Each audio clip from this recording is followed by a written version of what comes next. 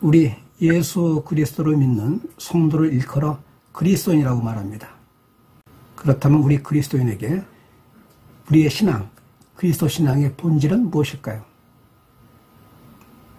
우리를 예수 그리스도를 믿는 성도를 일컬어 그리스도인이라고 하면 우리는 마땅히 그리스도 신앙의 본질, 근본이 무엇인가에 대해서 생각해야 했고 알고 있어야 할 것입니다. 성경은 이렇게 기록합니다. 하나님이 세상을 이처럼 사랑하사 독생자를 주셨으니 이는 그를 믿는 자마다 멸망하지 않고 구원을 얻게 하려 하심이라. 이렇게 말씀하십니다. 또 마태복음의 1장에서 예수의 탄생에 대해서 성경은 이렇게 기록합니다. 아들을 낳으리니 그의 이름을 예수로 하라 하고 난 다음에 바로 이어져요. 이는 예수입니다. 예수는 하나님의 백성, 자기의 백성을 죄에서 구원할 자이심이라. 구원 말하면서 기독교 신앙의 본질은, 근본은 구원신앙입니다.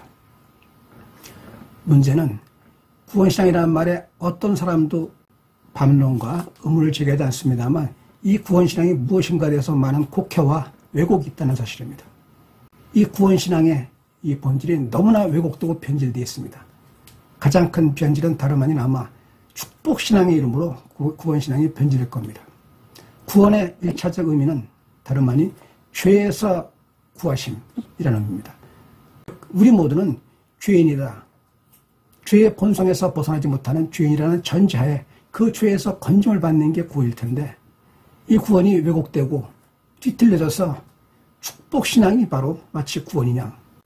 구원신앙이라고 할 땐 우리는 죄인입니다 라는 겸손에서 비롯돼서 주여 나를 구원하소서, 여기는 나를 건지소서, 나를 해방하소서, 나를 이 죄의 사슬에서 건져내 주시옵소서 하는 간곡한 그리고 진실한 우리의 바람과 믿음과 소망이 있는 반면에 축복신앙에 이르면은 더 많은 것을 갖자, 더 높은 곳에 올라가자, 더 많은 걸 지니고 소유하는 탐심과 정욕에, 다시 말해서 탐욕의 복음이 그 전제에 깔려 있습니다.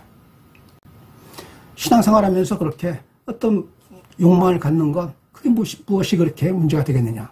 성경도 말하지 않냐. 네 입을 크게 열라 내가 채우리라 라고 말씀하시지 않냐. 우리가 큰 욕망을 갖는 것, 그것이 무슨 그리 큰 문제가 있겠냐 라고들 많이들 얘기하고 실제 많은 사람들이 갖고 있는, 어찌 보면 소위 말하는 개혁신앙을 말하는 사람들도 그 마음속 깊은 곳에 있는 욕망의 신학, 소위 말하는 성공신앙, 축복신앙 이름으로 잘 알려진 삼중 축복이니 등등의 이름으로 갖고 있는 그 신앙이 마음속에 도사리고 있다는 사실을 우리는 숨기지 못합니다. 그것이 우리 인간의 본성이고 본능일지도 모릅니다. 그러나 이는 바울사도가 말했던 거짓 복음요, 우리를 타락과 죄로 이끌고 가는 예수 그리스도 신앙을 근본적으로 배역하는 이단 신앙입니다. 축복신앙이라는 건 왜 이단일까요? 더 많은 것을 갖는 것, 더 높은 곳에 올라가는 그 자체가 잘못이기 때문일까요? 그렇지 않습니다. 더 많은 것, 더 높은 곳을 추구하는 사람들은 점점 더 세상의 메인자이기 때문입니다. 구원이란 말이 무엇입니까? 세상의 메인자, 세상의 욕망과 탐심과 정욕의 그 사슬의 메인자가 구하심을 받아서, 건지심을 받아서 이제 하나님 나라에 속한 자로 그 신분이, 존재가 변화하는 것, 그래서 그 안에서 진정한 기쁨과 평안을 누리는 것, 죄의 사슬에 갇혀 있으면서 우리가 느꼈던 그 고난과 고통에서 벗어나서 이제는 하나님 나라의 백성, 하나님 나라의 그 존귀한 자녀로서 진정 마음의 기쁨과 평안을 누리는 그것이 구원의 의미 아니겠습니까? 그런데 축복신앙, 성공신앙 등등을 강조하면서 탐욕의 복이 만연하면서 우리의 영성은 점점 더 만모니즘에 사로잡혀서 우리의 영혼은 점점 더 피폐해 갑니다. 왜냐하면 많이 갖고 더 많이 가질수록 우리 영혼은 점점 더 욕망의 사슬에 갇혀서 더 많은 것을 추구하다가 결국 그대로 우리는 만몬의 노예로 전락하기 때문입니다. 그렇습니다. 기독교 신앙은 구원신앙이고 그것이 본질이고 근본일 것입니다. 구원이라고 말할 때 우리는 가장 1차적인 구원의 의미는 다름 아닌 우리가 처한 환난, 고난, 질병, 가난 등등의 어려움, 어떤 고난에서 벗어나는 것만 합니다. 그런데 이 구원에는 두 가지 의미가, 오늘 인용해드렸던 구절 두 가지를 서로 다른 구절 두 개를 제가 제시했던 이유가 있습니다. 하나는 12해 동안 10년 동안 혈루병에 걸려 온갖 노력을 다하고 모든 재산을 탕진하면서 그 병을 고치고자 했으나 고치지 못했던 그 여인이 마지막 소망으로 예수께 나갑니다. 그리고 말합니다. 내가 겉옷만 만져도, 당신의 겉옷만 만져도 내 이 병에서 내가 후원받겠다라고 자기가 믿음을 고백합니다. 혈루병이 무엇입니까? 단순히 피 흘리는 병, 그런 게 아니라 유대인들에게는 이 피가 흐르고 농이 나오고 등등 배설하는 걸 부정하다, 정결하지 못하다 그래서 공동체 내에서 버림받는 자였습니다. 그랬던 여인이 12해 동안 고생하면서도 고치지 못했던 여인이 예수께 나와서 내가 당신 겉옷만 만져 낫겠습니다 라고 간구할 때 예수께서 말씀하십니다. 뭐라고 말씀하십니까? 그래, 네 믿음이 너를 구원하였다 라고 말씀하시고 그 즉시 여자에게서 혈루병이 사라집니다. 이것을 성경은 분명히 구원이라고 말합니다. 이렇게 구원의 일차적 의미는 지금 각자가 자기가 처한 고난, 그 상황에서 벗어나는 것을 말합니다. 하지만 우리 지금 이 여인의 경우에서 보았던 것처럼 지금 여기에서 내가 처한 고난에서 벗어나는 그 구원만이 아니라 또 다른 오늘 인용문에서 말씀하시는 것처럼 예수께서 말씀하십니다. 살아서 나를 믿는 자는 영원히 죽지 않겠고 죽어도 살리라고 말씀하십니다. 그리고 나는 부활이요 생명이라고 말씀하십니다. 그때 구원은 현세적, 지금 여기에서 내가 처한 고난에서 벗어나는 게 아니라 사후에 나의 영혼이 완전한 생명, 완전한 영원한 생명을 얻는 그 구원을 말합니다. 이른바 종말론적 구원입니다. 이 두 가지 구원, 지금 여기에서 내가 처한 어떤 가난, 질병, 고통 등등에서 슬픔, 외로움, 절망 등등에서 벗어나는 지금 여기서 벗어나는 구원이 있는가 하면 우리는 사후에 내 육신의 생명을 마치고 마지막에 내가 영원한 생명으로 구원받는 종말론적 구원 두 가지가 있습니다. 이렇게 구원을 구분해서 말씀드린다고 해서 이 두 가지 구원이 서로 다른 신앙이 아닙니다. 우리는 잘 알고 있습니다. 예수 신앙은 예수 그리스도가 세상에 오시면서 이미 하나님의 나라는 시작되었다. 예수 그리스도와 더불어 그의 말씀과 더불어 그의 계명과 더불어 그의 역사와 더불어 이미 예수 그리스도와 더불어 하나님 나라는 시작되었다. 그러나 그 하나님 나라는 아직 완성된 게 아니다 라는 말 잘 알고 있습니다. 마찬가지입니다. 우리가 세상에 살면서 지금 처하고 있는 고난, 이 사슬에서 벗어나지 못한 채 우리가 영원한 생명의 구원을 말할 수 없습니다.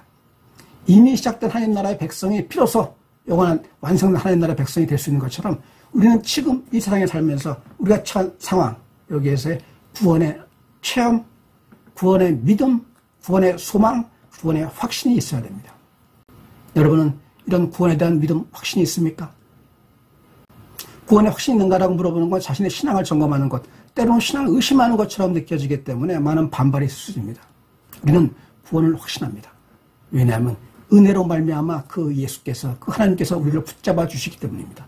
다만 우리의 구원은 끝난 게 아닙니다. 진행 중입니다.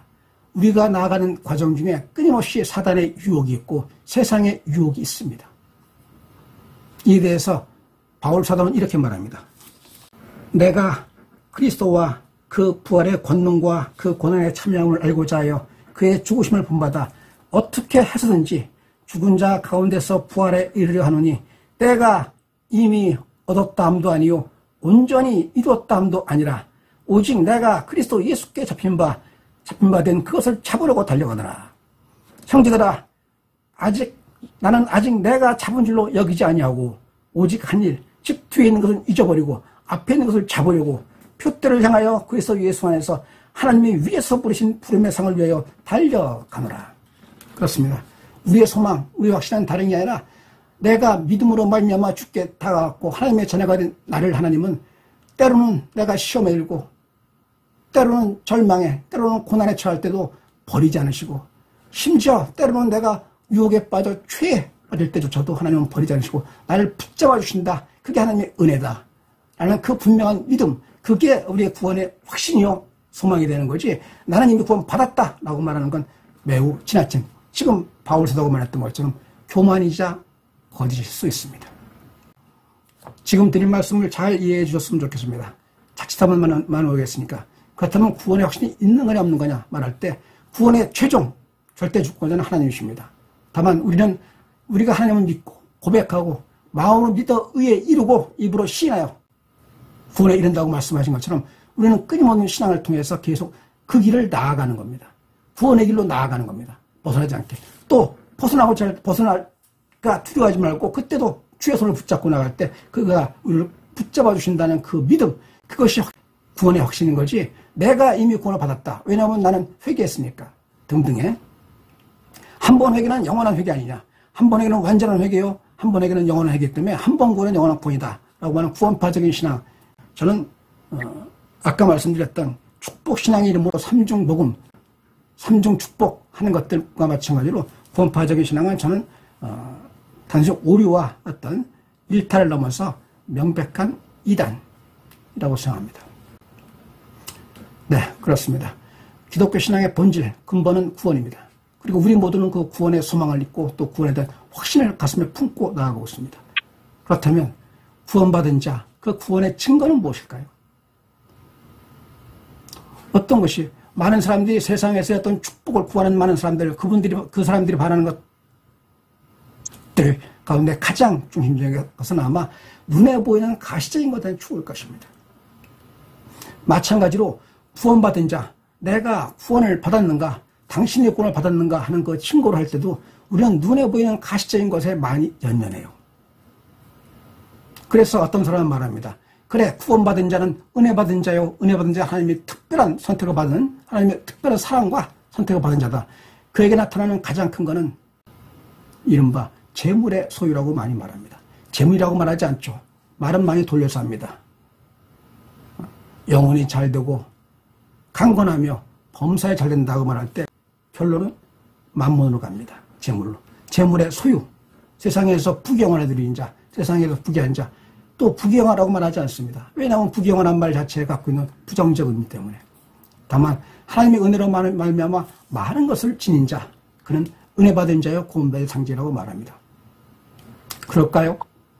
그럴 수 있습니다. 세상에서 부유한 자, 많은 지식과 경험과 등등 능력을 가지고 있는 자, 그들은 은혜받은 자요 구원받은 자 어떤 징표일 수 있습니다.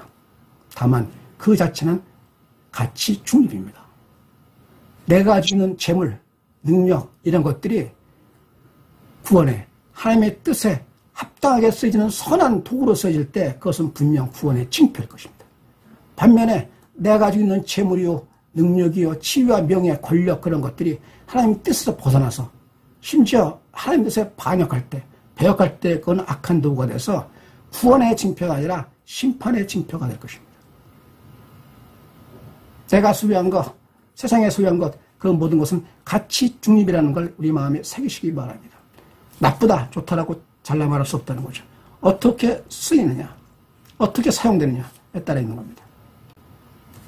이 부유 자체를 이른바 축복신앙이니 등등에서 말할 때는 이 부유 자체를 어떤 증거로 여겼습니다. 그때 예수께서 말씀하십니다. 화에서진저 너희 부유한 자요. 화에서진저 너희 부자요.